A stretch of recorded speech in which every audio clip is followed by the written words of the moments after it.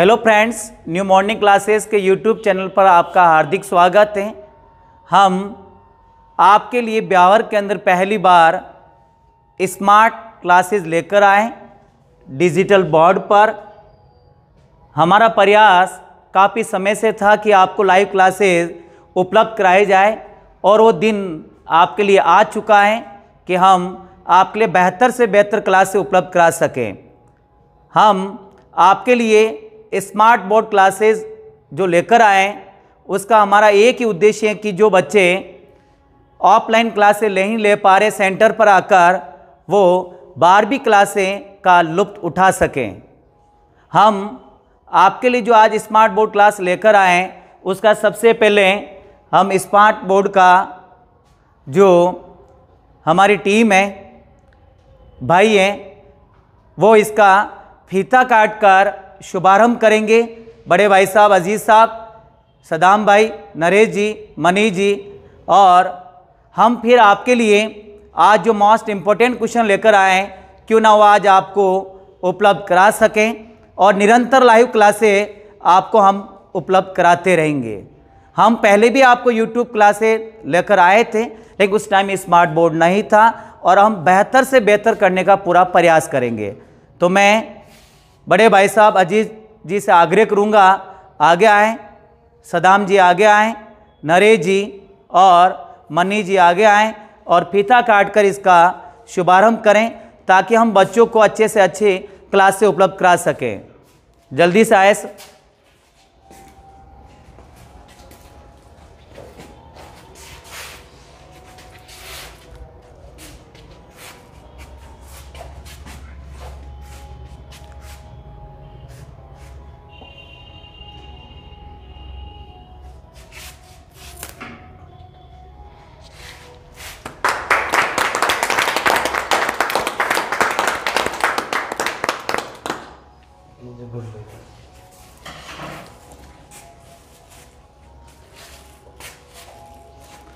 और इसी खुशी के अंदर मुंह मीठा होना बहुत ज़रूरी होता है और क्यों ना हम पुरानी परंपरा जो हमारी गुड़ से होती है वो बहुत शुभ होती है, बहुत मिठास होती है, तो हम गुड़ से मीठा मुंह कराते बड़े भाई साहब का।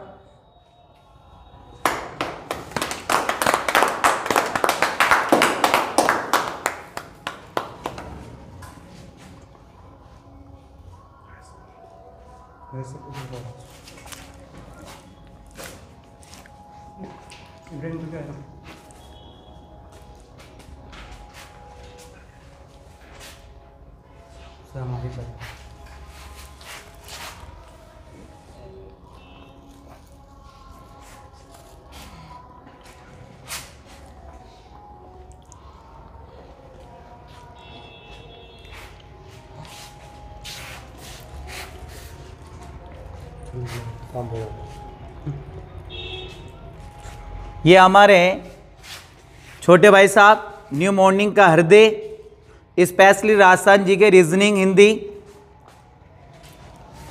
सदाम भाई साहब,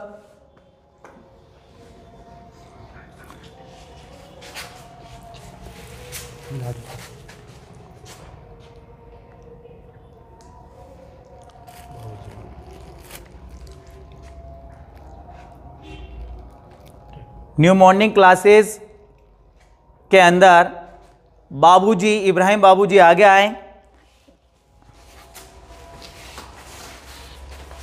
जल्दी से आए बाबूजी।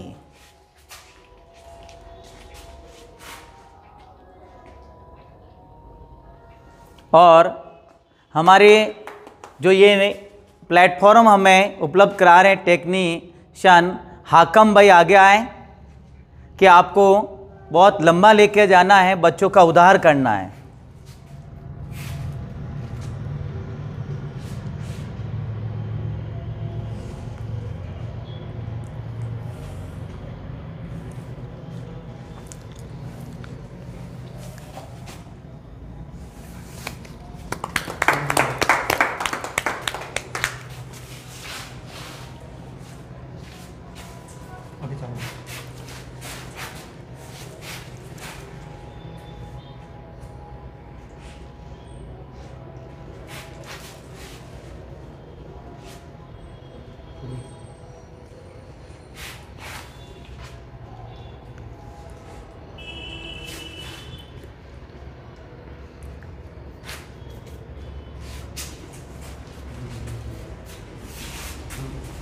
कौन कहता है आसमां में छेद नहीं हो सकता है? हो तो सकता है, लेकिन प्यारे बच्चों एक बार प्रयास करके तो देखो।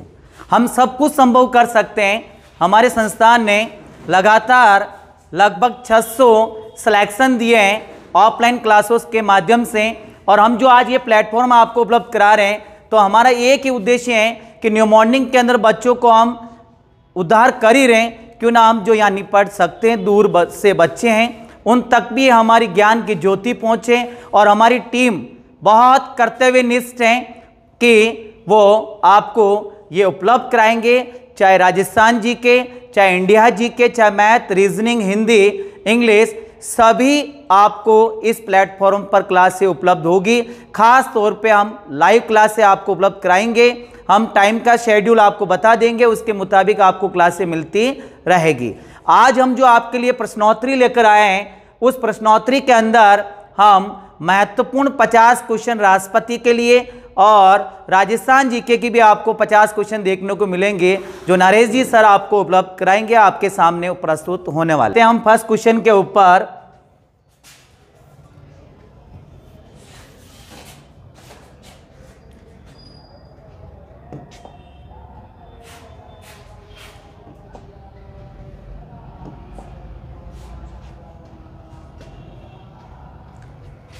फर्स्ट क्वेश्चन जो कह रहा भारत के राष्ट्रपति के अंतर्गत यह कि संघ की कार्यपालिका शक्तियां राष्ट्रपति में निहित होगी जिसका उल्लेख है। अर्थात ये क्वेश्चन ये कहना चाह रहा है कि कार्यपालिका शक्तियां जो निहित है राष्ट्रपति के अंतर्गत, वो कौन सा अनुच्छेद ये कह रहा है कि राष्ट्रपति के अंदर कार्यपालिका शक्तियां निहित है। देखो हम तुलनात्मक अध्ययन कर रहे चारों अनुच्छेद का, कि जरूरी होता कि सभी अनुच्छेद हमारे क्लियर एक साथ हो जाएंगे। देखो हम शुरुआत करें अनुच्छेद 53, 54, 52 और 55। आप लोगों को पता होगा अनुच्छेद 54 के अंदर राष्ट्रपति का निर्वाचक मंडल का उल्लेख मिलता है। किसका उल्लेख मिलता है? राष्ट्रपति के निर्वाचक मंडल का। और अनुच्छेद 52 के अंदर राष्ट्रपति पद का उल्लेख मिलता है। किसका उल्लेख मिलता है? राष्ट्रपति पद का उल्लेख। और अनुच्छेद 55 के अंतर्गत राष्ट्रपति की निर्वाचन विधि का उल्लेख मिलता है। किसका उल्लेख मिलता है? राष्ट्रपति की निर्वाचन विधि। अब हमारे पास कौन सा ऑप्शन बचा? अनुच्छेद 53। अनुच्छेद 53 के अंतर्गत यह लिखा हुआ है कि कार्यपालिका शक्तियां संवैधानिक रूप से किसके अंदर निहित रहेगी? राष्ट्रपति के अंदर। केंद्र के अंदर कार्यपालिका का संवैधानिक प्रमुख राष्ट्रपति होता है, उसी के मुताबिक राज्य के अंदर कार्यपालिका का संवैधानिक प्रमुख राज्यपाल होता है। आपको ध्यान होगा अनुच्छेद 154 के अंदर, कौन सा अनुच्छेद? 154 के अंदर राज्य कार्यपालिका शक्तियां राज्यपाल के अंदर निहित हैं, इसका उल्लेख हो रखा है। ध्यान रखें राष्ट्रपति पद का जो उल्लेख मिल रहा है अनुच्छेद 52 के अंदर, और राष्ट्रपति पद जो लिया गया है वो अमेरिका के संविधान से लिया गया। कहां से लिया गया है? अमेरिका के संविधान से। और राष्ट्रपति का जो निर्वाचक मंडल लिया गया है वो आयरलैंड से लिया गया है। किस देश के संविधान से लिया गया है? आयरलैंड। क्योंकि भारतीय संविधान के अंदर जो निर्माण किया गया है उसका विभिन्न राष्ट्रों के संविधानों से लिए गए प्रावधानों के मुताबिक निर्माण हुआ है। ध्यान रखें राष्ट्रपति का जो निर्वाचक मंडल है उसके अंदर संसद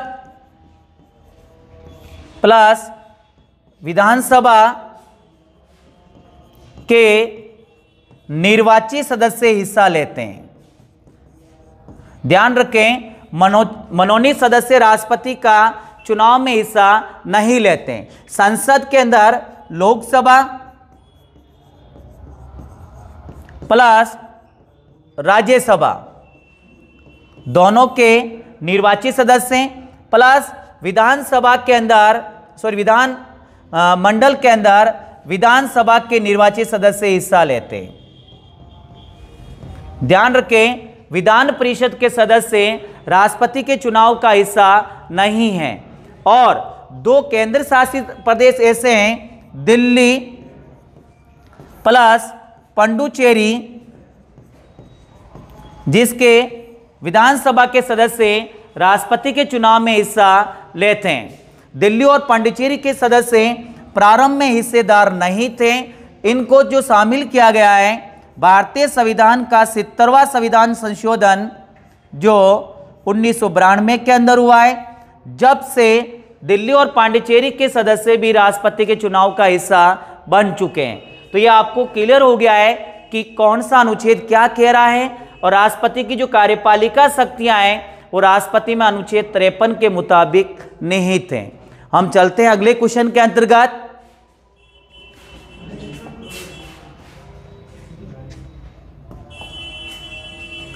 और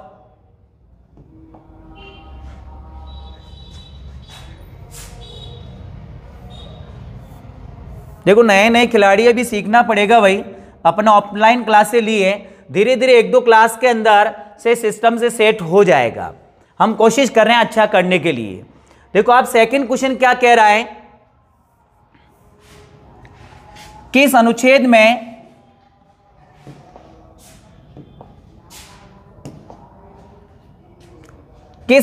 में राष्ट्रपति की शपथ का उल्लेख है, अर्थात राष्ट्रपति जो शपथ लेता है इस बात का उल्लेख कौन से अनुच्छेद के अंदर निहित है। देखिए आप, अनुच्छेद 159 के अंदर राज्यपाल पद की शपथ का उल्लेख है। किसका उल्लेख है? राज्यपाल पद की शपथ। क्लियर? अनुच्छेद 58 के अंदर राष्ट्रपति पद की योग्यताओं का उल्लेख है। किसका उल्लेख है भाई?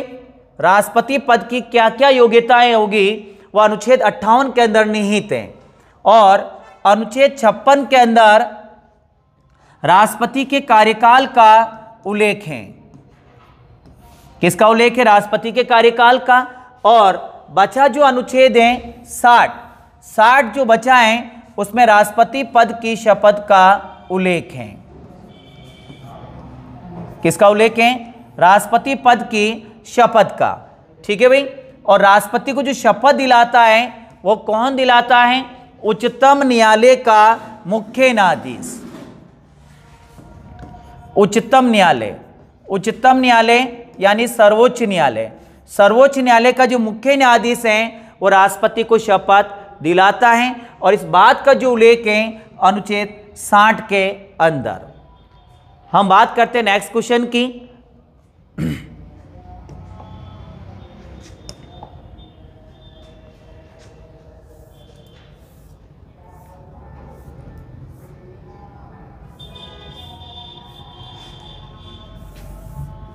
हाँ देखिए आप, नेक्स्ट क्वेश्चन कह रहा है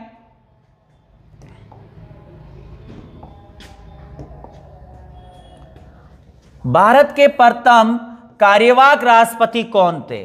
कार्यवाहक राष्ट्रपति कौन थे भारत के पहले? आप लोगों को पता, सर्वपल्ली राधाकृष्णन भारत के प्रथम उपराष्ट्रपति हैं। भारत के प्रथम क्या है? उपराष्ट्रपति। और उपराष्ट्रपति रहते हुए जो पहले राष्ट्रपति बने वो भी कौन है? डॉक्टर सर्वपल्ली राधाकृष्णन। इनके जन्मदिन को हम शिक्षक दिवस के रूप में भी मनाते हैं। और 1954 में इन्हें भारत रत्न पुरस्कार, जो भारत का सबसे बड़ा नागरिक सम्मान है, वो भी इन्हें प्रदान हो चुका है। और मोहम्मद हिदायतुल्लाह खां सुप्रीम कोर्ट के मुख्य न्यायाधीश रह चुके हैं और एकमात्र ऐसे सुप्रीम कोर्ट के मुख्य न्यायाधीश जो भारत के कार्यवाहक राष्ट्रपति भी रहे। जब राष्ट्रपति उपराष्ट्रपति पद रिक्त होता है उस समय सुप्रीम कोर्ट का मुख्य न्यायाधीश अपने कर्तव्यों का निर्वाह करता है। अगर राष्ट्रपति, उपराष्ट्रपति और सुप्रीम कोर्ट के मुख्य न्यायाधीश का पद भी रिक्त है तो वरिष्ठ न्यायाधीश ये पद का निर्वाह करता है। वीवी गिरी यह है भारत के पहले कार्यवाहक राष्ट्रपति हैं। ध्यान रखें ये 1969 के अंदर बने। कब बने? 1969 के अंदर बने, जब भारत के राष्ट्रपति जाकिर हुसैन की मृत्यु हुई थी। किसकी मृत्यु हुई थी? जाकिर हुसैन की।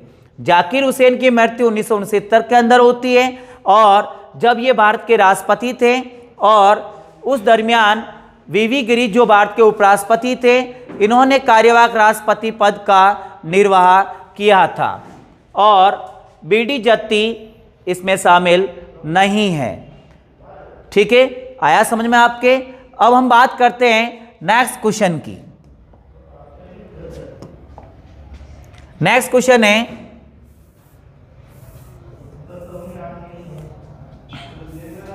नेक्स्ट क्वेश्चन के अंदर राष्ट्रपति संसद में कितने सदस्य मनोनीत करता है। संसद के अंदर एक निर्वाचित सदस्य होते हैं और एक मनोनीत सदस्य होते हैं। एक निर्वाचित और एक क्या होते हैं, मनोनीत। ध्यान रखें, संसद के अंदर जो सदस्य मनोनीत करता है वो राष्ट्रपति करता है। कौन करता है? निर्वाचित, जो हमारी जनता वोट देकर उनको संसद के अंदर भेजती है। तो हम बात करें 14, 12 और 2, 14 सदस्य संसद में पहले मनोनीत थे। लेकिन ध्यान रखना, अभी मनोनीत सदस्यों की संख्या 12 होगी। हाँ, आप किताब के अंदर पढ़ते होगे 12 कैसे, क्या है इसका रीजन? तो ध्यान रखिए, 12 रीजन होने का रीजन ये है, पहले राज्यसभा में 12 सदस्य राष्ट्रपति मनोनीत करता था। कितने करता था? 12। और लोकसभा के अंदर 2 जो एंग्लो इंडियन होते हैं। राज्यसभा में मनोनीत करने का उल्लेख जो मिलता है अनुच्छेद 80(3) के अंदर, और लोकसभा के अंदर जो उल्लेख मिलता है अनुच्छेद 331 के अंदर। लेकिन हाल ही में 104वां संविधान संशोधन हुआ 2020 के अंदर, जिसके तहत एंग्लो इंडियन जो सदस्य मनोनीत किए जाते थे उसको समाप्त कर दिया गया। इसके पीछे रीजन ये है कि वर्तमान में एंग्लो इंडियन सदस्य जो भारत के अंदर विद्यमान नहीं है, इस कारण इस प्रावधान को समाप्त कर दिया गया और वर्तमान में 12 सदस्य राष्ट्रपति संसद में मनोनीत करता है। और ये 12 जो सदस्य होते वो राज्यसभा के अंदर ही मनोनीत होते। लेकिन लोकसभा के अंदर अगर पूछ ले आपसे, तो लोकसभा में वर्तमान में आपका आंसर क्या होगा? 0। ठीक है, तो वर्तमान में कितने सदस्य मनोनीत होते हैं संसद के अंदर? 12, और वो भी किस में हो रहे हैं? राज्यसभा में। लोकसभा में समाप्त हो गया है। और कितने नंबर का संविधान संशोधन? 104वां 2020। ठीक है, हम बात करते हैं नेक्स्ट क्वेश्चन की।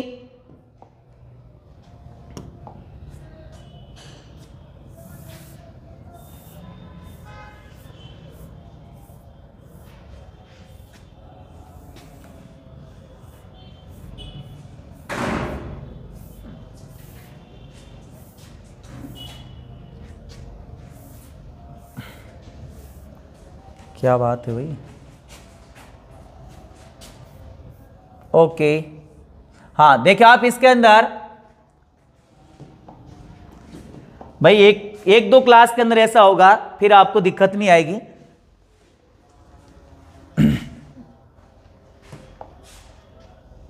निम्न में से असंगत है। देखो, संगत और असंगत अक्सर वर्तमान में आरपीएससी के एग्जामों में पूछा जाता है। संगत मतलब सही, असंगत मतलब गलत। अर्थात इन 4 ऑप्शन में से कौन सा सही नहीं है। जैसे अनुच्छेद 352 ये कह रहा है राष्ट्रीय आपातकाल, बिल्कुल राइट है। अनुच्छेद 352 के तहत राष्ट्रीय आपातकाल लगता है। अनुच्छेद 356 राज्य आपातकाल, बिल्कुल राइट। अनुच्छेद 360 वित्तीय आपातकाल, बिल्कुल राइट। अर्थात इसमें एक भी असंगत नहीं है। तो हमारा ऑप्शन कौन सा राइट होगा? Option number D. 352 के तहत भारत के अंदर अब तक 3 बार राष्ट्रीय आपातकाल लग चुका है।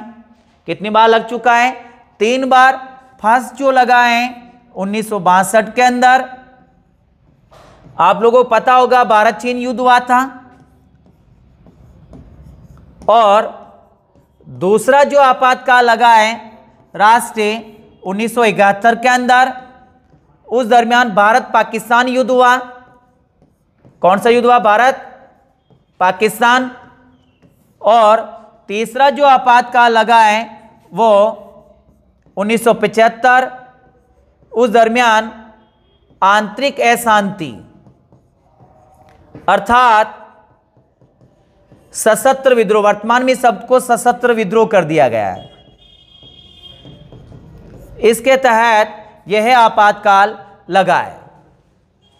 अब देखिए आपको ये समझ चुके होंगे कि 1962 में भारत चीन युद्ध हुआ है, 1971 के अंदर भारत पाकिस्तान युद्ध हुआ है और 1975 के अंदर आंतरिक अशांति के तहत आपातकाल लगा है। तो भारत में अब तक कितनी बार राष्ट्रीय आपातकाल लग गया? 3। एक बहुत अच्छा क्वेश्चन आपको मैं बताना चाह रहा हूं आईएमपीए कि भारत में 3 परिस्थितियों के तहत राष्ट्रीय आपातकाल लगता है। एक युद्ध,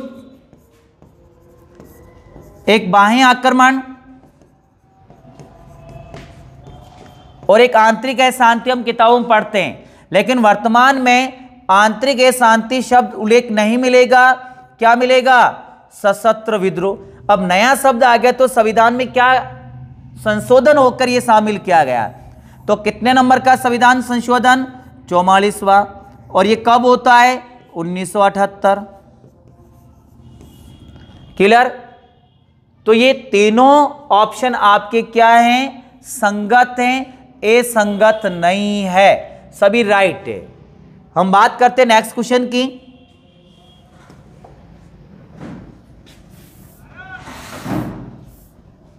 देखिए आप नेक्स्ट क्वेश्चन,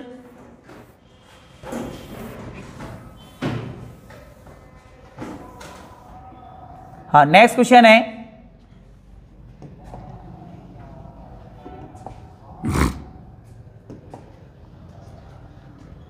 इनमें से कौन भारत के कार्यवाहक राष्ट्रपति रह चुके हैं? यानी जो भारत के जो राष्ट्रपति थे उनमें से कौन कौन जो भारत के कार्यवाहक राष्ट्रपति रह चुके हैं। आपके दिमाग में आता होगा, अगला क्वेश्चन आया था भारत का कार्यवाहक राष्ट्रपति, वो फर्स्ट कार्यवाहक राष्ट्रपति पूछा है, यहां पूछ रहे कौन कौन कार्यवाहक राष्ट्रपति रह चुका है। तो देखिए आप इसमें वराह वेंकट गिरी, इसी का नाम क्या है? वीवी गिरी। और फिर ये मोहम्मद हिदायतुल्लाह खां, ये भी भारत के कार्यवाहक राष्ट्रपति रह चुके हैं। ध्यान रखें आप, इसमें वेंकट रमन भारत का कार्यवाहक राष्ट्रपति नहीं रहा है। तो भारत के कितने कार्यवाहक राष्ट्रपति अब तक रहे? 4 रह चुके, ध्यान रखें आप। और 4 में से 2 ऑप्शन आपके सामने विद्यमान है, ठीक है ना। अर्थात इसमें राइट क्या होगा? ए, वे, बी दोनों। ए भी राइट है, बी भी राइट है। वेंकट रमन भारत का कार्यवाहक राष्ट्रपति नहीं रहा। क्लियर?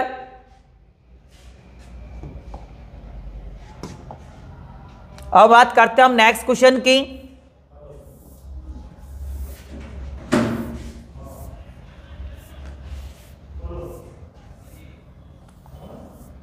नेक्स्ट क्वेश्चन,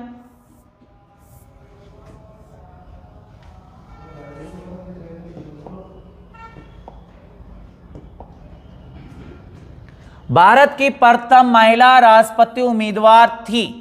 हम बात यहां क्वेश्चन की लेंगे, समझे। ये क्वेश्चन ये कह रहा भारत की प्रथम महिला राष्ट्रपति उम्मीदवार थी, ये नहीं ये कह रहा कि भारत की पहली महिला राष्ट्रपति कौन है। ज्यादातर बच्चे क्या करते हैं, ये समझ लेते, क्वेश्चन की लैंग्वेज नहीं समझ पाते हैं और पहला ही ऑप्शन कह रहा प्रतिभा देवी सिंह पाटिल, तो बच्चे क्या भर देंगे? प्रतिभा देवी सिंह पाटिल। रॉन्ग, क्योंकि ये भारत की पहली महिला राष्ट्रपति है। यहां बात ये नहीं हो रही है, यहां बात हो रही पहला उम्मीदवार थी चुनाव लड़ने के लिए, ठीक है ना।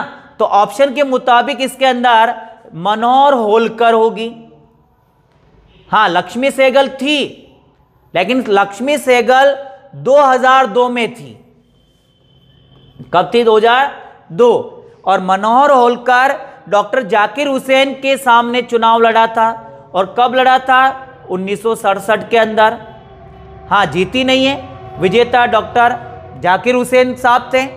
और विजय लक्ष्मी पंडित कहीं भी भारत का राष्ट्रपति का चुनाव नहीं लड़ा है। विजय लक्ष्मी पंडित महासभा जो यूएनओ का एक अभिन्न अंग है, उसकी प्रथम महिला अध्यक्ष रह चुकी, जो भारत के लिए एक महान गौरव की बात थी। प्रथम महिला अध्यक्ष। एक चीज ध्यान रखें, अब तक महासभा की एक ही महिला अध्यक्ष बनी है और वो कौन है? विजयलक्ष्मी पंडित, और हमारे देश की शान है। ध्यान रखें, हमारी महिलाएं हर फील्ड के अंदर कोई कम नहीं, चाहे कल्पना चावला ले हो, चाहे बैचेंद्री पाल ले हो, चाहे इंदिरा गांधी, चाहे विजयलक्ष्मी पंडित, सरोजिनी नायडू, हर महिलाओं ने हमारे देश के अंदर विभिन्न पदों पर आसीन हुई है। तो विजयलक्ष्मी पंडित 1953 के अंदर इसकी अध्यक्ष बनी थी। 1953 से अब तक 2022 तक एक भी महिला महासभा की अध्यक्ष नहीं बनी है। ठीक है ना, समझ में आया होगा आपको। हम बात करते हैं नेक्स्ट क्वेश्चन की। नेक्स्ट क्वेश्चन देखिए आप, 8 नंबर क्वेश्चन, और 8 नंबर क्वेश्चन जो कह रहा है, भारत में सशस्त्र विद्रोह के तहत राष्ट्रीय आपातकाल कब लगा है?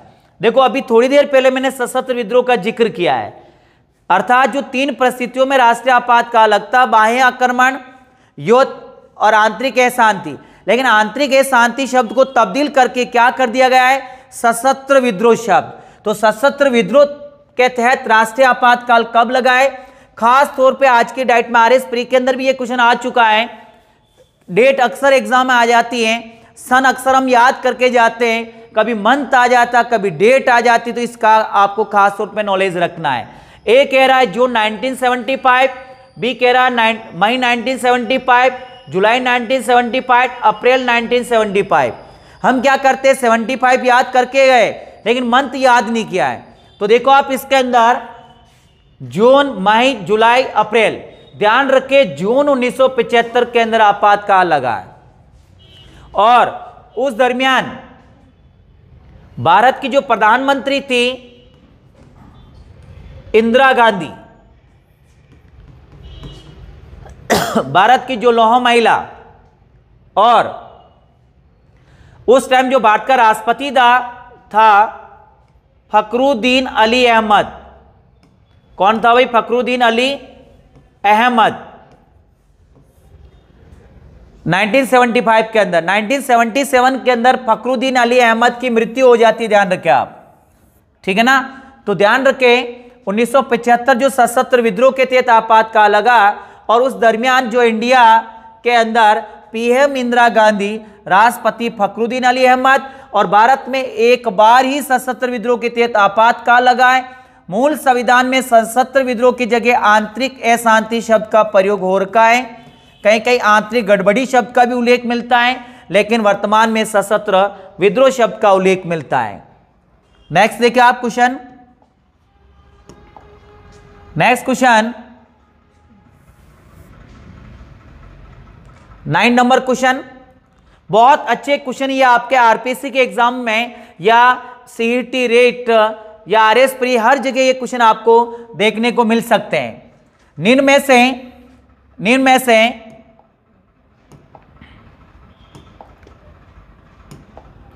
में से कौन सी राष्ट्रपति की योग्यता नहीं है? अर्थात राष्ट्रपति पद की योग्यता अनुच्छेद 58 के अंदर मिलती है उल्लेख उसका।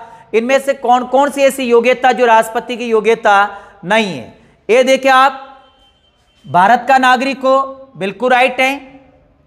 न्यूनतम उम्र 35 वर्ष हो, बिल्कुल राइट है। वे किसी लाभ के पद पर ना हो, बिल्कुल राइट है। लोकसभा सदस्य निर्वाचित होने की सदस्यता नहीं रखता हो। बड़ा घुमावदार क्वेश्चन, बड़ा मीठा क्वेश्चन है आपको कंफ्यूज करने का। देखिए आप, इसमें भारत का नागरिक हर पद के अंदर होती योग्यता 35 ईयर। ध्यान रखें 3 पद पे आप ध्यान रखें, राष्ट्रपति, उपराष्ट्रपति और राज्यपाल। इन तीनों के लिए 35 ईयर होनी चाहिए न्यूनतम। तो ये भी राइट हो गई। वे किसी लाभ के पद पर बिल्कुल नहीं होना चाहिए। वे लोकसभा सदस्य निर्वाचित होने की सदस्यता नहीं रखता हो, या नहीं शब्द नहीं होगा, यहां रखता हो, इस शब्द का प्रयोग होगा, ध्यान रखें आप। और अगर यहां पे उपराष्ट्रपति पद पूछ लेते तो क्या होता? वे लोकसभा की जगह राज्यसभा सदस्य बनने की योग्यता रखता हो। तो ये क्या है? क्वेश्चन को हम ऑप्शन पूरा पढ़ते नहीं है, क्या कहना चाह रहा है, एक नई शब्द से पूरा आपका आंसर गलत हो सकता है, तो कृपया करके ऑप्शनों का पूरा पढ़ें और फिर ही हल करें। आता हुआ क्वेश्चन अक्सर हमारे गलत होता है और पेपर देने के बाद हम खुश रहते हैं कि हमारा राइट है, लेकिन आंसर की मिलाते जब दुख होता है कि आता हुआ क्वेश्चन हमने गलत कर दिया है। तो ये कुछ क्वेश्चनों से आप सीखें। हम चलते नेक्स्ट क्वेश्चन पर। Question number 10। मेरे को विश्वास है आपको आनंद आता होगा कि अच्छी क्वेश्चन सीरीज हैं और ये क्वेश्चन आपको निरंतर हर टॉपिक के आपको उपलब्ध कराए जाएंगे। हाँ देखिए आप 10 नंबर क्वेश्चन, हाँ अभी इसमें अपन जिक्र कर ही रहते हैं।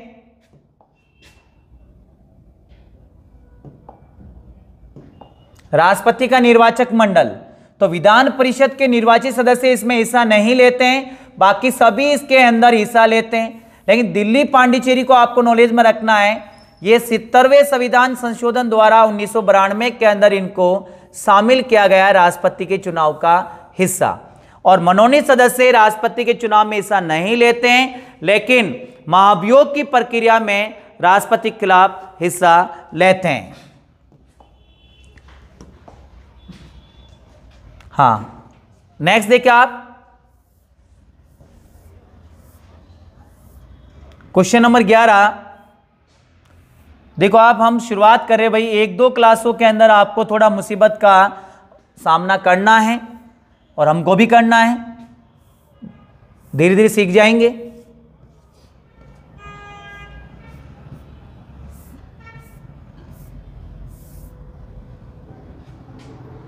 हाँ ये क्या कह रहा है, निम्न में से असंगत है, निम्न में से क्या है, असंगत। वही क्वेश्चन वापस, असंगत यानी रॉन्ग, कौन सा सही नहीं है। अनुच्छेद 76 महान्यायवादी की नियुक्ति राष्ट्रपति द्वारा होती है, बिल्कुल राइट है। ये महान्यायवादी भारत का सबसे बड़ा विधि अधिकारी होता है। कौन होता है भारत का सबसे बड़ा विधि अधिकारी, और इसकी नियुक्ति कौन करता है, राष्ट्रपति करता, राइट। अनुच्छेद 154 राज्यपाल की नियुक्ति राष्ट्रपति द्वारा होती है, ऑफकोर्स बिल्कुल होती है। और राष्ट्रपति की नियुक्ति का जो प्रावधान लिया गया है वो कनाडा के संविधान से लिया गया। कहां से लिया गया है, कनाडा के संविधान से। अनुच्छेद 148 केग की नियुक्ति राष्ट्रपति करता है, केग यानी नियंत्रक एवं महालेखा परीक्षक, नियंत्रक एवं महालेखा परीक्षक, इसकी जो नियुक्ति करता है, ध्यान रखें आप, राष्ट्रपति ही करता है। अर्थात डी क्या कह रहा है, इनमें से कोई नहीं, बिल्कुल राइट, क्योंकि तीनों संगत है तो डी ऑप्शन कह रहा हमारा आंसर बिल्कुल राइट होगा, इनमें से कोई नहीं। चलते हम नेक्स्ट क्वेश्चन पर। हाँ नेक्स्ट क्वेश्चन देखिए आप। हाँ नेक्स्ट क्वेश्चन देखिए आप, संसद का संयुक्त अधिवेशन कौन बुलाता है। पहले आपको अनुच्छेद क्लियर करता हूं। संसद के संयुक्त अधिवेशन का उल्लेख अनुच्छेद 108 में, और संसद का संयुक्त अधिवेशन का प्रावधान हमने ऑस्ट्रेलिया के संविधान से लिया है। कहां से लिया भाई, ऑस्ट्रेलिया के संविधान से। यहां बात आ रही कौन बुलाता है, ज्यादातर बच्चे इसमें लोकसभा अध्यक्ष कर देते हैं। ध्यान रखें, संसद का संयुक्त अधिवेशन राष्ट्रपति बुलाता है, लेकिन अध्यक्षता जो करता है वो लोकसभा अध्यक्ष करता है। तो हमारा आंसर जो इसमें राइट होगा वो कौन सा होगा, बुलाता राष्ट्रपति, प्रधानमंत्री नहीं होगा, लोकसभा अध्यक्ष नहीं होगा, राज्यसभा का सभापति नहीं होगा। अर्थात लोकसभा अध्यक्ष सिर्फ अध्यक्षता करता है और बुलाने वाला राष्ट्रपति होता है। और भारत के अंदर अब तक संसद के कितने संयुक्त अधिवेशन हो चुके हैं, 3 संयुक्त अधिवेशन हो चुका है। ध्यान रखें आप, 1961, 1978 और 2002। 61 में दहेज निवारण और 78 में वित्तीय और 2002 में आतंकवाद निवारण। किसके लिए? आतंकवाद निवारण। 1961 में पीएम जवाहरलाल नेहरू थे, 1978 में मोरारजी देसाई थे और 2002 के अंदर भारत के प्रधानमंत्री थे अटल बिहारी वाजपेयी। हम चलते नेक्स्ट क्वेश्चन पर। मेरे को विश्वास है आपको समझ में आता होगा। हाँ, नेक्स्ट क्वेश्चन है हमारे पास क्वेश्चन नंबर 13। किस अनुच्छेद के तहत राष्ट्रपतियों उपराष्ट्रपति की निर्वाचन संबंधी विवादों का हल सर्वोच्च न्यायालय करता है? बहुत अच्छा क्वेश्चन है ये। अभी हाल ही में कांस्टेबल के अंदर भी आया था और विभिन्न प्रतियोगी एग्जाम के अंदर ये क्वेश्चन बार बार रिपीट होता है कि राष्ट्रपति और उपराष्ट्रपति से संबंधित निर्वाचन के दौरान अगर कोई विवाद उत्पन्न हो जाए तो कौन उसका निदान करता है? ज्यादातर लोग इसमें भारत निर्वाचन आयोग करता ये करते हैं, लेकिन ध्यान रखना इसका निदान करता है सुप्रीम कोर्ट, ठीक है ना। तो यहां राष्ट्रपति और उपराष्ट्रपति के निर्वाचन से संबंधित विवादों का हल जो करता सुप्रीम कोर्ट अनुच्छेद 71 के तहत करता है। कौन सा अनुच्छेद के तहत? अनुच्छेद 71 के तहत करता है। और कौन करता है? उच्चतम न्यायालय यानी कि सर्वोच्च न्यायालय, ठीक है ना। अनुच्छेद 58 की बात करें तो राष्ट्रपति की योग्यताएं हैं। अनुच्छेद 72 की बात करें तो राष्ट्रपति की क्षमादान की शक्ति है। और अनुच्छेद 79 की बात करें तो संसद के गठन का उल्लेख है। किसका उल्लेख है?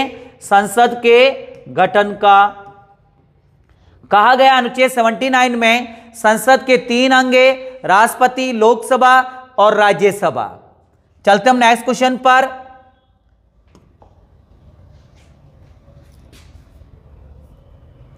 Question number 14। कितने नंबर क्वेश्चन है भाई? 14 नंबर क्वेश्चन हमें क्या कह रहा है? हाँ, क्वेश्चन नंबर 14 ये कह रहा है राष्ट्रपति की परामर्श की शक्ति से असंगत है। ध्यान रखें, राष्ट्रपति की परामर्श की शक्ति का जो उल्लेख मिलता है भारतीय संविधान के अनुच्छेद 143 में मिलता है। कौन सा अनुच्छेद में मिलता है? 143। देखो 243 राज्य, पंचायत राज और नगर निकाय को संवैधानिक मान्यता और 343 भारत की राजभाषा हिंदी होगी। यह अनुच्छेद का जिक्र किया मैंने। हाँ, अनुच्छेद 143 में परामर्श की शक्ति का उल्लेख बिल्कुल राइट है। राष्ट्रपति सर्वोच्च न्यायालय के न्यायाधीश से परामर्श ले सकता है, बिल्कुल राइट है।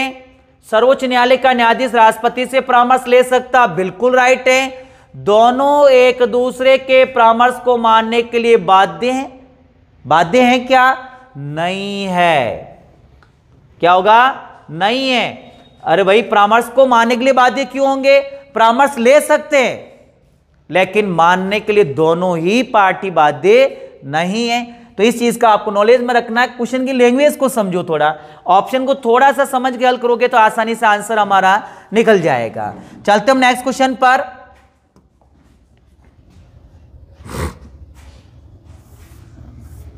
हाँ भाई, नेक्स्ट क्वेश्चन, क्वेश्चन नंबर 15। हाँ, अब स्क्रीन निकल रही है आराम से। अब देखिए आप, देखो शुरुआत होती तो होता भाई ऐसा, लेकिन आपको अच्छा आनंद आएगा अगर निरंतर आप क्लास से जुड़े रहेंगे। हम पहले भी आपको YouTube पे क्लास से उपलब्ध कराई थी तो अब निरंतर रहेगी वापस। हाँ, किस आधार पर राष्ट्रीय आपातकाल की अनुच्छेद 352 के तहत उद्घोषणा नहीं की जा सकती? यानी अनुच्छेद 352 के तहत जो राष्ट्रीय आपातकाल लगता है उसकी उद्घोषणा नहीं की जा सकती। किसके तहत? आंतरिक अशांति, युद्ध, बाह्य आक्रमण और सशस्त्र विद्रोह। अभी अभी हमने जिक्र किया है, आंतरिक अशांति शब्द को क्या कर दिया गया है? सशस्त्र विद्रोह। तो हमारा आंसर वही मिल गया यही, है ना। अर्थात सशस्त्र विद्रोह के तहत राष्ट्रीय आपातकाल की उद्घोषणा नहीं की जा सकती है। 3 ही ऐसी परिस्थितियां जिसके मुताबिक राष्ट्रीय आपातकाल की घोषणा की जाती है, एक तो युद्ध के दौरान, एक बाह्य आक्रमण, एक सशस्त्र विद्रोह। युद्ध का मतलब यह है अगर हमारा राष्ट्र किसी अन्य राष्ट्र से युद्ध करता है, उस दरमियान या कोई हमारे देश पर अन्य देश आक्रमण कर दे उस दौरान, या हमारे देश के अंदर आंतरिक अशांति या सशस्त्र विद्रोह के तहत ऐसा विद्रोह हो जाए, सशस्त्र यानी हथियार लेकर लोग आपस में झगड़ने लग जाए, ऐसी सिचुएशन के अंदर अनुच्छेद 352 के तहत राष्ट्रीय आपातकाल लगता है और इसकी घोषणा जो करता राष्ट्रपति मंत्रिपरिषद की सिफारिश के माध्यम से। हम चलते नेक्स्ट क्वेश्चन पर।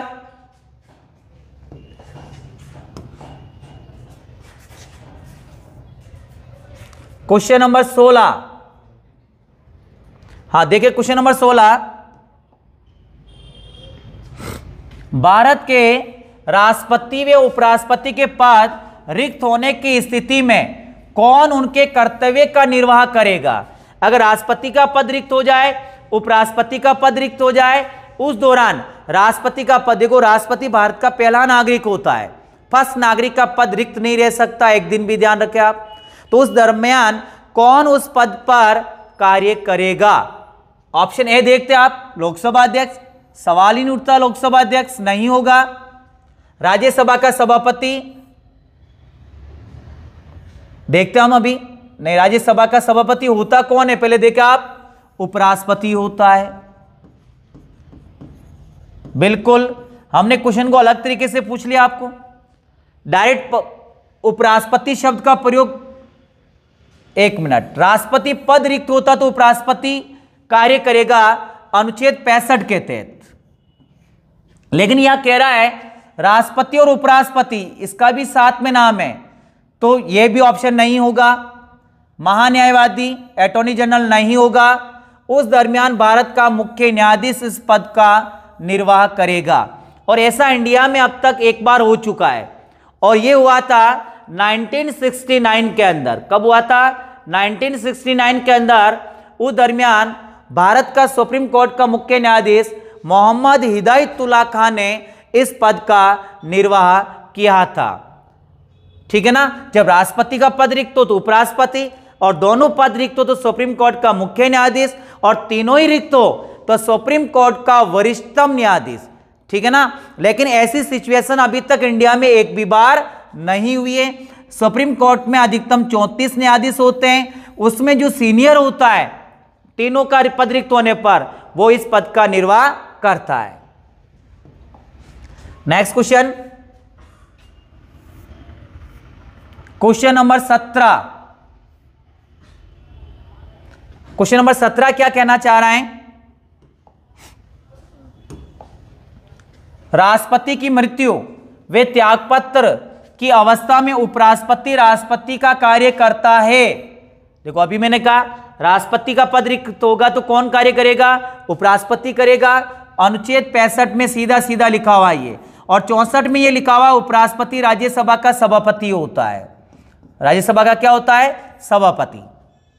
हाँ देखिए आप, शेष अवधि के लिए, यानी कि ये क्वेश्चन ये कहना चाह रहा है ऑप्शन, मान लो राष्ट्रपति की मृत्यु हो जाए, 3 साल उसने कार्य किया है और राष्ट्रपति का कार्यकाल होता 5 साल, क्या ये बचा हुआ 2 साल करेगा? नहीं।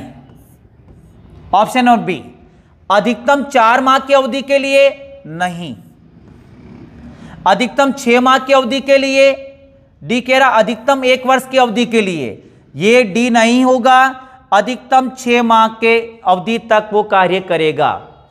इस दरमियान भारत निर्वाचन आयोग का यह कर्तव्य बनता है कि वो 6 माह के अंदर चुनाव कराए और नए राष्ट्रपति को निर्वाचित कर उस पद पर पहुंचाए।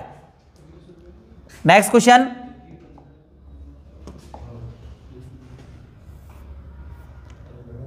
Question number 18।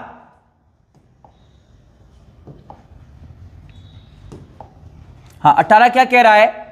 किस अनुच्छेद के तहत राष्ट्रपति लोकसभा में 2 एंग्लो इंडियन सदस्य की नियुक्ति करता है? लोकसभा में 2 एंग्लो इंडियन सदस्य की नियुक्ति करता है, इस बात का उल्लेख कौन सा अनुच्छेद में? देखो यहां करता था, करता है शब्द का प्रयोग नहीं किया क्वेश्चन के अंदर हमने। करता है अर्थात अभी नहीं करता है, ये करता था, अर्थात वर्तमान में एंग्लो इंडियन सदस्य की राष्ट्रपति नियुक्ति नहीं करता है। लेकिन करता था कौन सा अनुच्छेद में? क्या अनुच्छेद 331, 332, 333, 233? ध्यान रखें, 332 नहीं है, 233 नहीं है। अनुच्छेद 333 और 331 पे हम थोड़ा जिक्र कर लेते हैं। 331 में एंग्लो इंडियन का प्रावधान था। अभी एंग्लो इंडियन ही आंग्ल भारतीय समुदाय के 2 सदस्य अब मनोनीत नहीं होते हैं। तो संविधान में कितने नंबर का संशोधन किया गया? 104वां। कितने नंबर का संविधान संशोधन किया गया? 104वां 2020। और 333 के तहत राज्यपाल विधानसभा के अंदर, राज्यपाल किसके अंदर? विधानसभा के अंदर एक एंग्लो इंडियन को मनोनीत करता था। अभी यह भी 104वें संविधान संशोधन द्वारा क्या हो गया है? समाप्त हो गया है। तो हमारा आंसर जो इसमें राइट क्या होगा? ए। नेक्स्ट बात करते हैं हम। Next question number 19। भारत के प्रथम दलित राष्ट्रपति है। दलित का मतलब है एससी, अनुसूचित जाति, ठीक है ना। तो अनुसूचित जाति का जो पहला भारत का राष्ट्रपति बना है वो कौन है? रामनाथ कोविंद। ये अनुसूचित जाति का है लेकिन पहला नहीं। द्रौपदी मुर्मू, ये एसटी से, बीडी जति नहीं है। के आर नारायण कौन होगा इसमें? भारत का पहला दलित राष्ट्रपति के आर नारायण इसके अंदर राइट होगा, ध्यान रखिए आप। और द्रौपदी मुर्मू वर्तमान में भारत की महिला राष्ट्रपति है, सेकंड महिला राष्ट्रपति है। और राष्ट्रपति का चुनाव लड़ने वाली 7वीं महिला उम्मीदवार है। कितने नंबर की है? 7वीं महिला उम्मीदवार है, ध्यान रखें आप। नेक्स्ट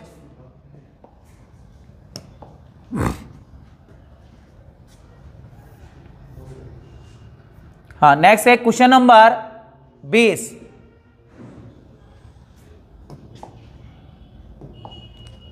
निम्न में से कौन से राष्ट्रपति बनने से पूर्व भारत रत्न से सम्मानित हैं? भारत का सबसे बड़ा पुरस्कार राष्ट्रपति बनने से पहले हासिल कर लिया है, वो कौन कौन है? मैं एक एक का बता देता हूं किसको कब मिला है। राधाकृष्णन पहले भारत रत्न प्राप्त करता 1954, जाकिर हुसैन 1963, राजेंद्र प्रसाद 1962। तो राजेंद्र प्रसाद 1950 में राष्ट्रपति बन गए, राधाकृष्णन 1962 में राष्ट्रपति बने, 54 में मिल गया, और जाकिर हुसैन 1967 में बने राष्ट्रपति और 63 में मिल गया। तो ये ऑप्शन तो रॉन्ग हो गया। प्रणब मुखर्जी 2019 के अंदर इसे भारत रत्न मिला है और पहले राष्ट्रपति रहते। तो ऑप्शन यहां से ये गलत हो रहा है। राधाकृष्णन 54, एपीजे अब्दुल कलाम को 1997 में मिला था। हाँ, राष्ट्रपति बनने से पहले मिला इनको, लेकिन ऑप्शन गलत होगा प्रणब मुखर्जी से और राधाकृष्णन से। नेक्स्ट देखिए आप, राधाकृष्णन 1954, जाकिर हुसैन 1963 और कलाम 1997 में, अर्थात ये ऑप्शन राइट होगा।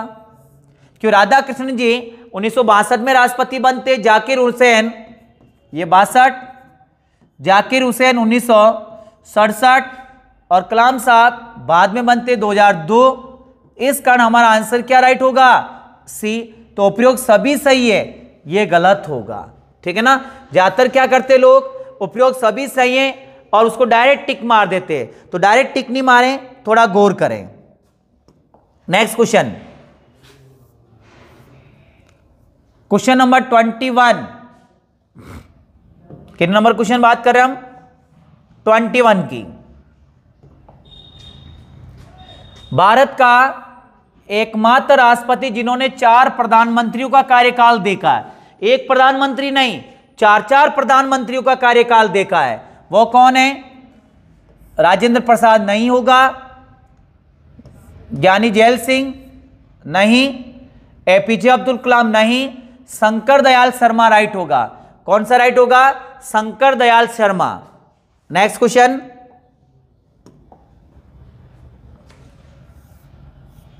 हाँ भाई, नेक्स्ट क्वेश्चन, क्वेश्चन नंबर 22।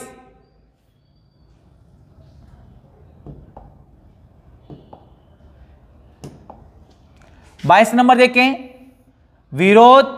निर्विरोध रूप से निर्वाचित भारत के राष्ट्रपति, अर्थात उनके सामने कोई चुनाव नहीं लड़ा और डायरेक्ट वो विजेता हुए, कौन से राष्ट्रपति है पहले?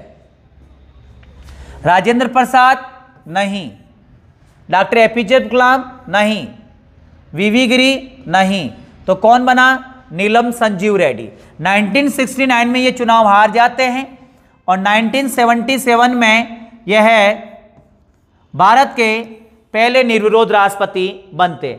अगर डॉक्टर एपीजे अब्दुल कलाम बनते, सेकंड बार उनको मौका दिया गया है लेकिन वो नहीं बने, अगर वो बनते तो सेकंड निर्विरोध राष्ट्रपति बनते भारत के। नेक्स्ट क्वेश्चन,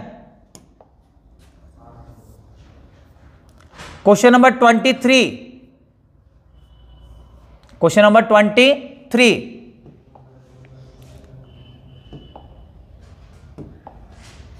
भारत के राष्ट्रपति की तुलना की जाती है, यानी भारत का राष्ट्रपति जो पद है उसकी तुलना किससे की जाती है?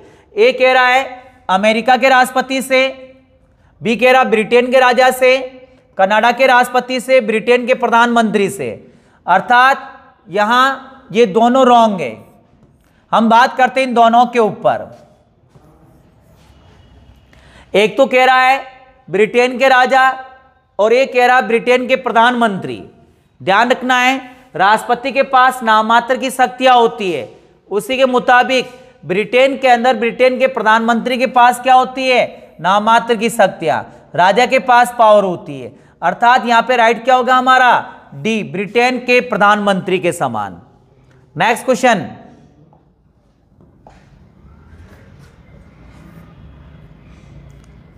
Question number 24।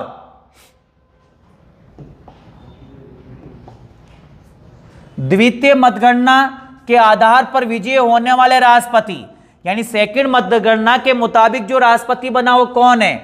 नीलम संजीव रेड्डी नहीं होगा, जाकिर हुसैन नहीं होगा, वीवी गिरी इसके अंदर होगा। ध्यान रखिए, प्रतिभा देवी सिंह पाटिल नहीं।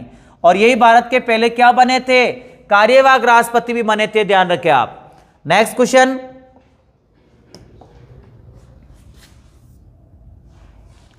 Question number 25।